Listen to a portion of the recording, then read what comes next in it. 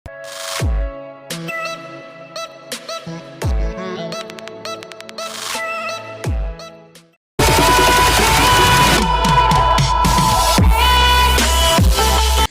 আজকে আমরা যে বিষয়টা নিয়ে শিখব তা হচ্ছে ইনসার্ট মেনুর স্ক্রিনশট।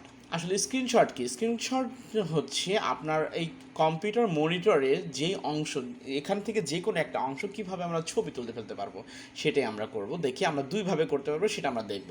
এই যে স্ক্রিনের এই যে শট দেখতে পাচ্ছি, সেখানে গিয়ে আমরা যে স্ক্রিনশট ক্লিক করব, দিয়ে এরকম একটা ইন্টারফেস আসবে। তখন ধরেন আপনার এই জায়গাটুকু দরকার, এই জায়গাটুকু, তাহলে আমি এই জায়গাটা সিলেক্ট করলাম। দেখেন এই জায়গাটাই এখানে ছবি হয়ে গেল। তাহলে এইটি হচ্ছে স্ক্রিনশট, এবং এটার জন্য আপনি বিভিন্ন ধরনের যেই জায়গা চান সেই জায়গা থেকে আপনি ছবিটা কপি করে নিয়ে আসতে পারেন।